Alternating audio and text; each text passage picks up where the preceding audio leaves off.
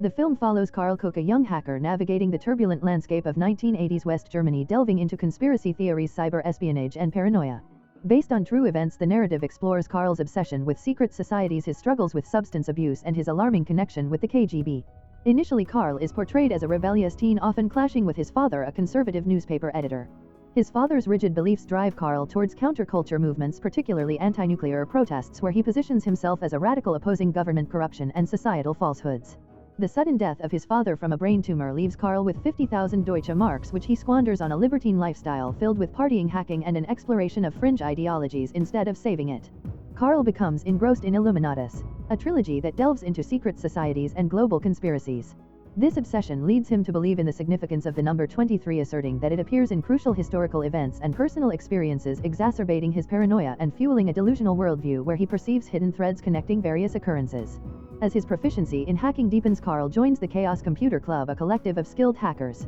Together with his companion David, he starts breaching corporate and governmental systems, exploiting vulnerabilities. Their hacking escapades include infiltrating military databases, nuclear research facilities, and even institutions in the US, driven by their curiosity and a belief in unveiling suppressed truths. Eventually, their talents attract Lupo, a Berlin programmer linked to espionage, who persuades them to sell their stolen data to the KGB in East Berlin. Promised significant financial incentives for access to Western military and nuclear insights, Karl rationalizes his actions as an act against American imperialism despite initial reservations.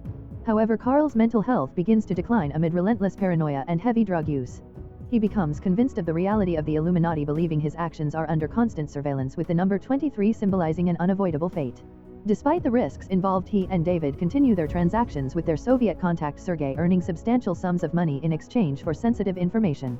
Yet their carelessness soon arouses law enforcement's interest. One of their hacker associates is apprehended, intensifying the police's scrutiny of their activities. Consequently, Karl's stability wanes as he becomes increasingly distrustful, suspecting betrayal from everyone in proximity, mirroring his deepening descent into paranoia and elusive realities. Tensions rise in Karl Koch's life when he learns about the Chernobyl disaster, believing the hacking activities he participated in somehow contributed to the catastrophic nuclear meltdown.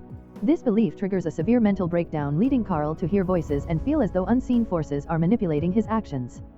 As his behavior turns increasingly erratic, his friends, including David and Lupo, begin to distance themselves from him, fearing the potential dangers of his unraveling state of mind. In a state of paranoia and desperation, Karl decides to turn himself in and reaches out to a journalist. He hopes to expose the truth behind his experiences in exchange for legal protection, but this choice makes him vulnerable to retaliation.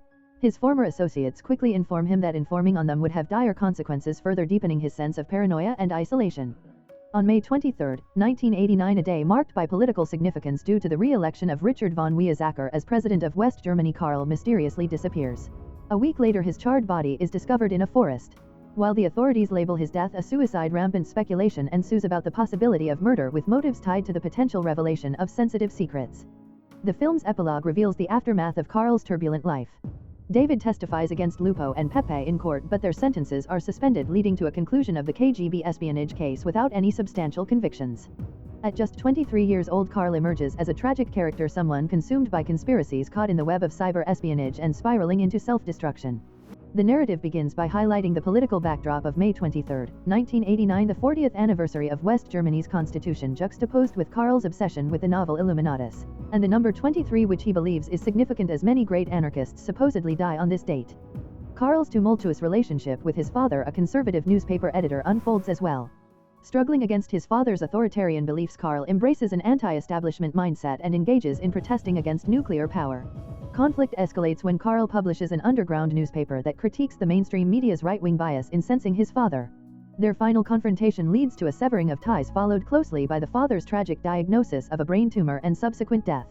Left with an inheritance of 50,000 Deutsche Marks, Karl finds himself entrenched in a deeply personal and societal struggle that sets the stage for his descent into chaos and paranoia. Karl's lifestyle choices reflect a reckless spending pattern as he consciously opts not to adhere to societal expectations.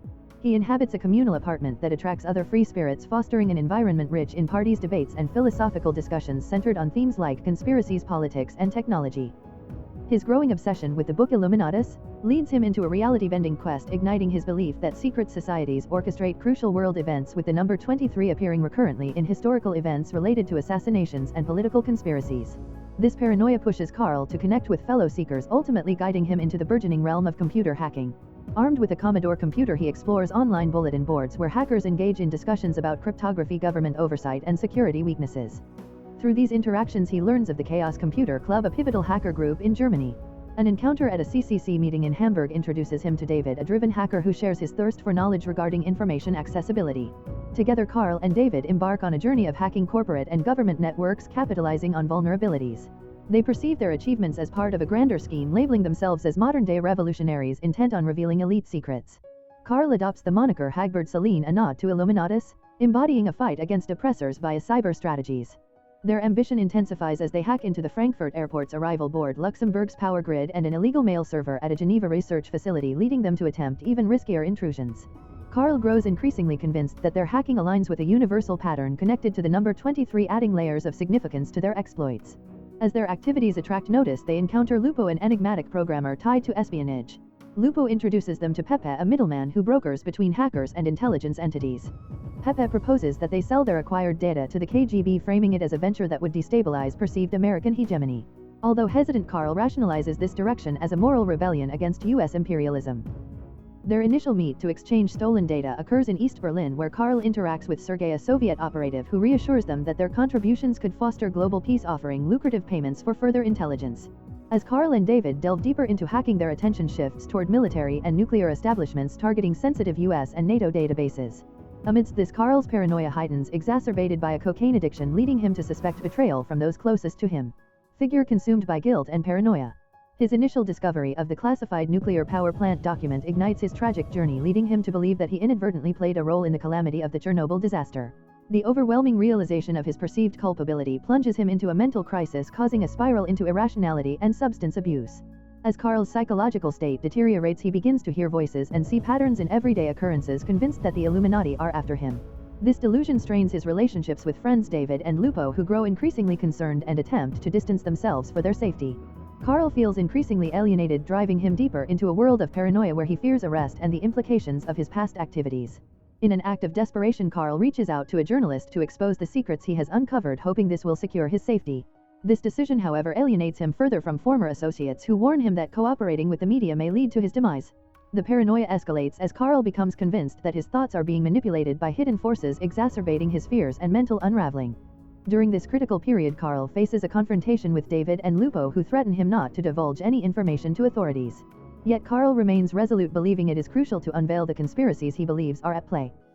In a dramatic turn of events, he signs a confession to state security, finally detailing the hack's espionage deals and ties to the KGB that he had been involved in. This act, however, marks the point of no return for him.